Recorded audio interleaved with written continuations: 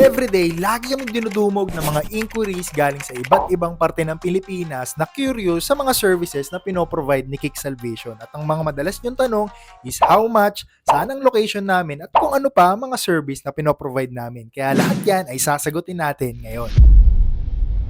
First on our service is ang tinatawag natin na shoe cleaning. For the shoe cleaning, meron tayong tinatawag na basic cleaning, deep cleaning, sole unyellowing, and icy sole treatment. For the basic cleaning, ang starting price niya is nasa 300 pesos. Sa basic cleaning, nagbe-base tayo kung gaano kadumi or kung gaano kalaspag yung sapatos. Doon tayo magde-differentiate kung basic cleaning ba or deep cleaning ang kailangan ng pair. Depende kung gaano kadumi talaga yung sapatos. Katulad nito, medyo madumi na siya and kailangan na ng unyellowing ng sole. So ito, papasok siya sa range ng deep cleaning and sole unyellowing. And by the way, kung naghahanap din nga pala kayo ng mga shoe cleaner na ginagamit namin din sa paglinis at pag-restore ng sneakers, meron kaming product na panlinis na applicable sa lahat ng material ng sapatos. Kaya kung tingin mo wala kang oras na linisin ang mga pairs ng sneakers mo na nakatambak lang, andito naman kaming Kick Salvation para kami na ang maglinis ng mga pairs mo at ibalik yan sa'yo na malinis na ulit. Next question is saan nga ba located ang Kick Salvation?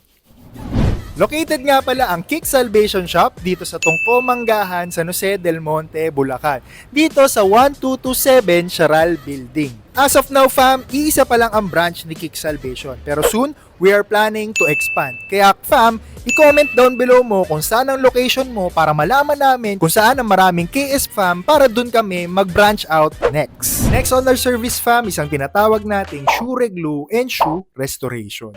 For the shoe reglue, meron tayong 3 types. Ang una is ang minimal regluing na nagre-range ng 950.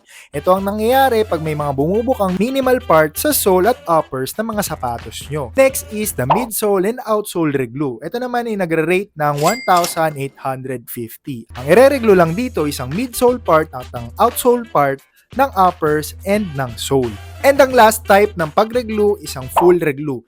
Ito na ang papalitan ng buong old factory glue ng sapatos once na ma-expired ang factory glue. Lahat ng price na binigay ko ay pwedeng magbago depende kung gaano ka-expire na ang factory glue. Kaya fam, mas better na madala nyo dito ang mga pairs nyo. Pwede nyong ipaship or dalhin nyo rin dito sa shop namin para ma-assess namin yan at ma-evaluate kung gaano ka-damage or kung gaano ka-expire ang factory glue para mabalik namin ang dating quality at itsura niyan ulit.